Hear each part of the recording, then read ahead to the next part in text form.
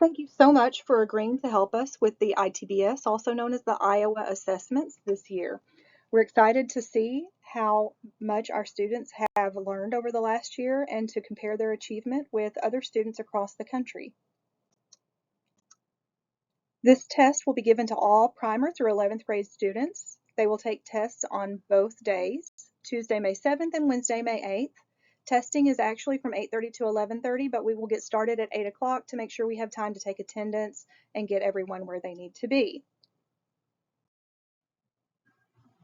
Right, the assistants that we have scheduled right now are Anna Ball, Anna Crawford, Deborah Casanova, Crystal Lambert, and Shelley Smith. And Karen Wiggins is a new faculty member who will begin full-time next year, but is going to be here to help us out on Tuesday with testing.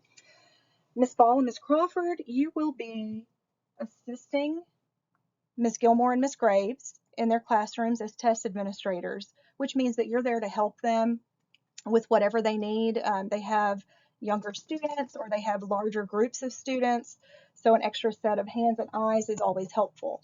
Additionally, you will be providing their planning period, so you will cover testing when they leave for a planning period.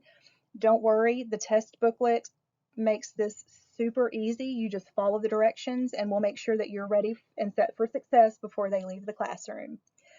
Miss Casanova, Miss Lambert, and Miss Smith, we have you scheduled right now to be hall monitors, and we appreciate that because it's truly something that we cannot operate without during testing. You will make sure that no classroom is ever left unattended. If a teacher needs to step out for a break or has an issue that needs to be resolved, you're going to either help them resolve the issue or cover their classroom or come find Ms. Epstein or Mrs. Bonner in the office if there are questions. Just basically any helping hand that's needed, you're going to be there to provide, and we appreciate that so much.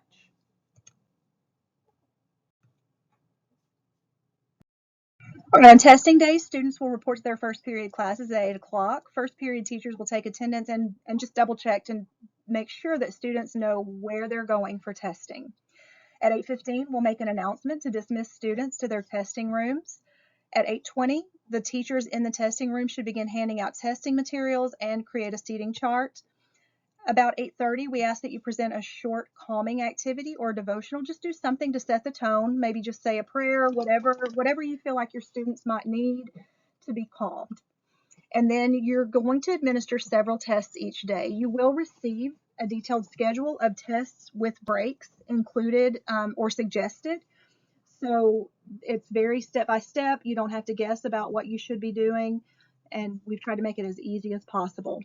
Our plan is to resume regular schedule at 11:35, which is the beginning of fifth period, though we will have some students who need to test a little bit longer. Once we see where those students are, we will determine how to accommodate that need. You please consider having an activity on hand, like a word search or a hidden picture or something like that, for students to work on quietly in the event that you finish testing early, because our students have to be quiet even if they're finished testing, because there are going to be students in nearby rooms who are still testing and we don't want to disrupt them. We've planned for teachers who have conference during testing time to receive a conference period or a planning period.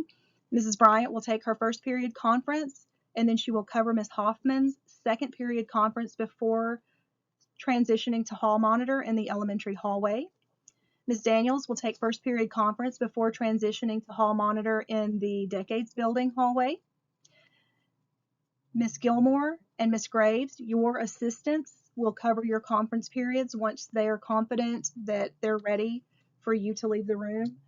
Y'all can work that out, whatever works best for you on testing days. If you have any questions on testing days, call the office or ask your hall monitor to find Mrs. Bonner or Mrs. Epstein, and we will do our best to help you. All students will take all tests except the social studies and science tests. No student will take social studies or science, and our third grade students have an optional word analysis and listening assessment. They will not take those. Again, you will receive a schedule of what tests will be given each day, and that should help alleviate any questions or confusion about these few tests that we will be omitting. ITBS uses a leveling system rather than putting grades on the test booklets. So this is just a quick overview. Level 6, 7, 8, and 9 are machine scorable student books. That means that the students will mark their answers in the books. They will not make any other marks in the books. If they do, those marks need to be erased completely. Additionally, students should not fold their test booklets because, again, they're machine scorable, and so when they fold them, it makes them difficult to be read by the machines. Levels 10 through 17, 18, which are grades 4 through 11, are reusable student books. Students will not mark anything in these books. We will provide scratch paper for all grade levels so that students can make notes if they need to outside of their testing books. And students should use pencil only to mark answers on their answer documents. Your directions for administration booklet has all of the information that you need to administer tests. It tells you what to say, and it gives you background information and things that you need to know. It walks you through step by step beginning each test. So please follow the test booklet, and you're sure to have an easy testing day. Okay. As you look at the test booklet, you'll see a section that says obtain materials. We have obtained everything there other than a timing device. You're going to need your cell phone or a clock or a watch, something that will time minutes in order to be able to keep time and administer the tests. Again, you don't need to worry about pencils, scratch paper, place markers, or anything else. The next section of your administration booklet is a pre-testing checklist, and it says that you need to do several things, but we are actually going to do several of these things for you. Before testing, we ask that you read the directions for administering each test so that you know what to expect. If you have a homeroom, that you cover or remove visual aids from your classroom wall, and also arrange the seats so that students can be separated. We will complete the identification information on the answer folders of the student books. This is the student name, address, ethnicity, date of birth, all of that. Please do not fill out any of that, and do not allow the students to bubble or write on that at all. We have barcode labels that we will affix to the answer documents after testing, and that will have all of the information. We will provide all of the supplies and testing signs, and we have secured proctors. Some students receive accommodations. Those accommodations include calculators, oral testing, and extra time. Students may receive some or all of these accommodations. They will be clearly listed on your testing roster. For students who receive oral and extra time,